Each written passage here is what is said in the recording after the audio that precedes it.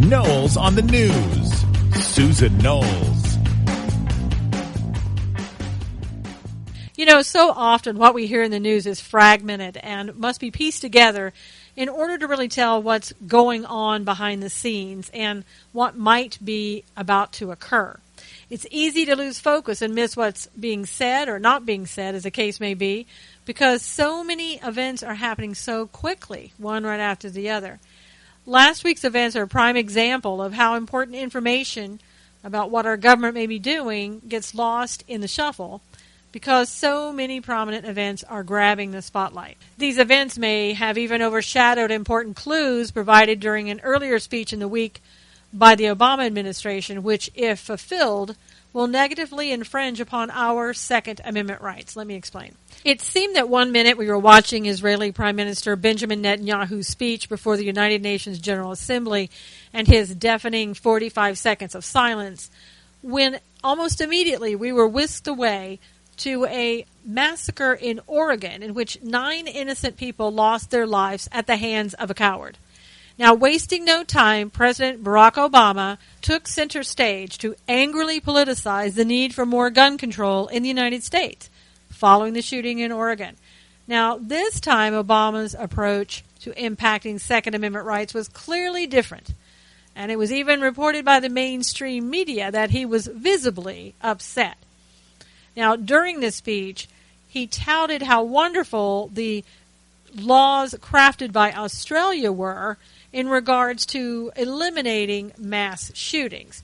Now, at first glance, the words Obama chose appear to be similar to other gun control rhetoric we've used to hearing him say in the past. However, upon a closer look and by tying the disjointed news together from earlier in the week, I believe we are seeing the beginning of a new global scheme by this anti-Second Amendment president to further restrict U.S. gun rights. The crafted laws in Australia to which Obama referred to banned many types of semi-automatic, shotgun, and self-loading rifles in 1996 after a gunman killed 35 people and wounded 23 others. In addition, there were other restrictions placed upon guns in Australia. Now, although Obama hailed this program as being successful in eliminating mass shootings, the facts show that this isn't accurate unless you are willing to accept the Australian Institute of Criminology's definition of a mass shooting as being 4 or more people by a single gunman. In addition, on the day after the Oregon shooting, an alleged 15-year-old gunman in Australia, described as a radicalized youth of Middle Eastern descent, shot and killed a New South Wales police civilian. Special constables who were fired upon by the suspect following the killing returned fire and killed the gunman. Now, this brings me to the piece that may have been missed by many when the administration spoke early in the week before the UN. I believe it's the most telling yet, though, as to the administration's next step when it comes to gun control. U.S. Attorney General Loretta Lynch's little publicized speech before the UN earlier this past week made reference to the need of the United States and other countries to work together collectively in order to end terrorism or acts of violence within the U.S. and elsewhere. She then went on to speak about harnessing local expertise in order to eradicate violent extremism within communities, and she indicated that until recently, there had not been the sustained or coordinated cooperation among cities and municipalities faced with these challenges. She further said that by connecting municipal leaders, facilitating information sharing, and providing training and other assistance where appropriate, the Strong Cities Network will help to fashion a global response to a global issue without losing sight of its inherently local roots. Now, let me connect the dots for you.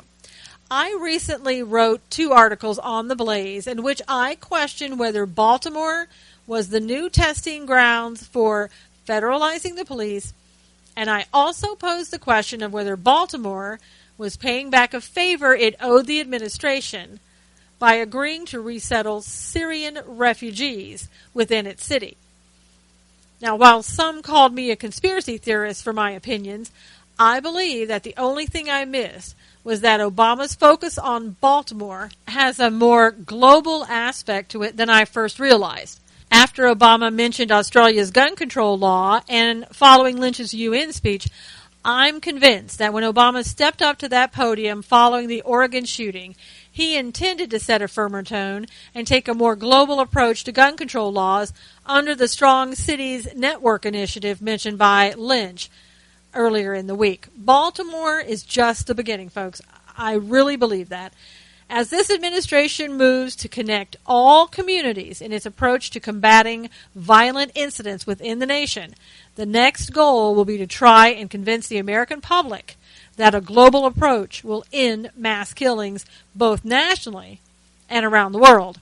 All the while, look for Obama to attempt to introduce tighter restrictions on your gun use. Now, while you may be saying that's just another conspiracy theory and it's never going to happen here, just remember that according to the Committee for Justice, Obama and his administration have already committed 25 violations of law, including U.S. constitutional law violations. Don't kid yourself.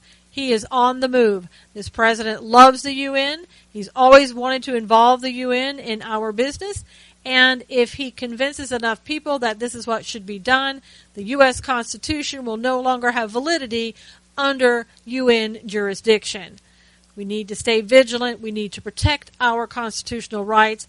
And we especially need to protect our Second Amendment rights. Until next time, this is Susan Knowles for Knowles on the News.